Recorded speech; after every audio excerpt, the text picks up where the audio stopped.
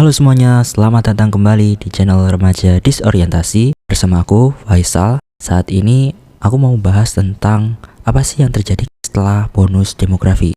Oke, saat ini kita sadar ya kalau negara kita sedang menikmati bonus demografi yang katanya quote on quote membuat Indonesia menjadi negara berpendapatan tinggi. Hal ini disebabkan karena jumlah tenaga kerja yang tinggi, sehingga barang dan jasanya lebih banyak. Meskipun tenaga kerjanya banyak, hal ini nggak diimbangi dengan kualitas SDM yang tinggi. Hal ini membuat lapangan kerja nggak sebanding dengan angkatan kerja yang sedikit. Kalau lapangan kerjanya sedikit dan jumlah tenaga kerjanya banyak, kalau hal ini semakin buruk, bonus demografi akan seperti bencana. Dan lebih parahnya lagi, orang Indonesia punya kebiasaan buruk, yaitu suka main slot. Orang dengan level tolol paling tinggi itu tolol, super tolol, tolol extraordinary. Ya orang-orang yang main slot. Gobloknya udah goblok yang emang bener-bener gak ketolong.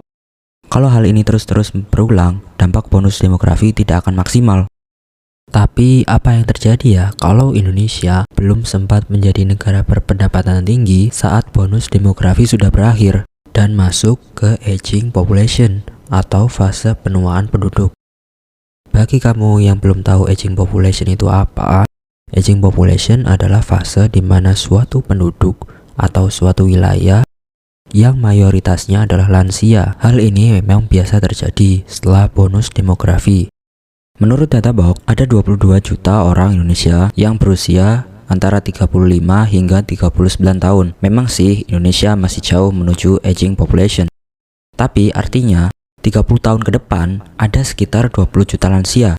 Hal ini Indonesia mengalami peningkatan jumlah penduduk lansia dibenarkan oleh data BOK dari 18 juta jiwa atau 7,56% pada tahun 2010 menjadi 26 juta jiwa atau 9,7% dari total populasi Indonesia pada tahun 2019 dan diperkirakan akan terus meningkat 48 juta jiwa pada tahun 2035.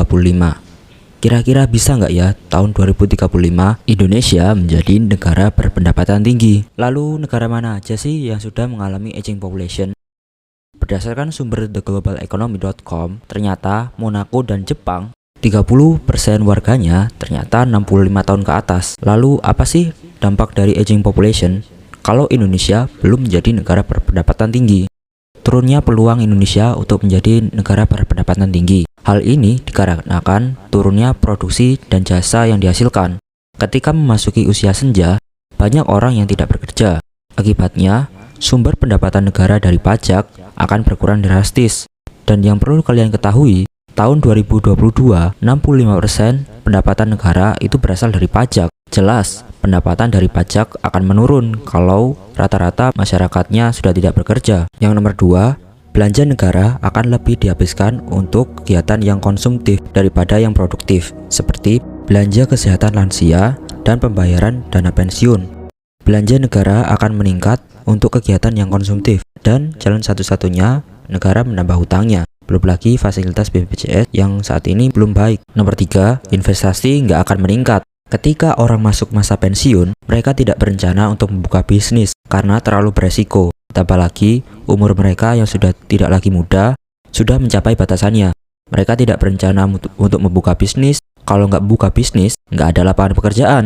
Kalau nggak ada lapangan pekerjaan, mayoritas akan pindah ke kota besar untuk mendapatkan peluang pekerjaan. Itulah sebabnya kenapa banyak di desa-desa yang di Jepang sudah ditinggalkan dan sekolah-sekolah ditutup karena muridnya sedikit, karena mereka mengikuti orang tuanya untuk bekerja di kota yang memiliki banyak peluang pekerjaan. Yang keempat, akan ada banyak lansia yang akan tidak terurus. Mungkin sebagian dari kamu pernah melihat lansia yang masih bekerja, entah disebabkan karena anak-anak mereka belum mampu untuk membantu orang tua mereka, atau memang orang tua itu ditelantarkan oleh anak-anak mereka.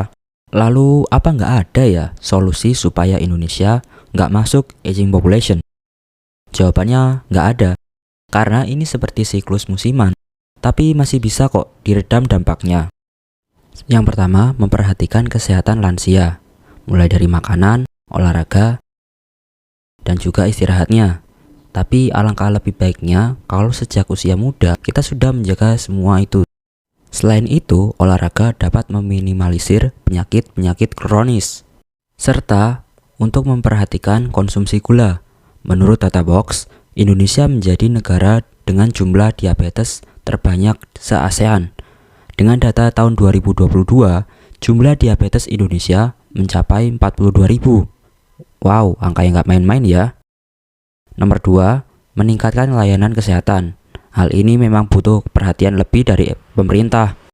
Minimal kita memiliki BPJS Kesehatan supaya amit-amit deh terjadi sesuatu yang tidak kita inginkan agar kita tidak keluar biaya yang besar.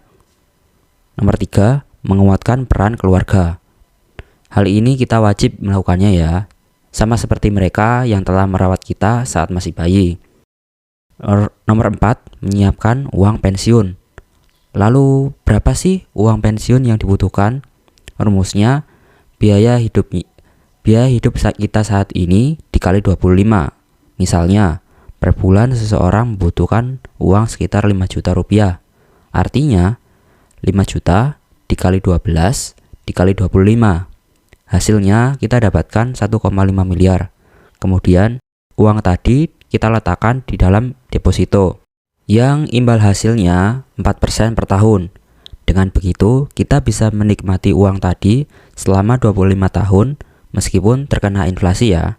Tapi dengan catatan, inflasi di Indonesia tidak melebihi dari 4%. Oke, itu dia ya topik kita tentang aging population Indonesia. Semoga bermanfaat ya. Terima kasih. Salam dari remaja disorientasi.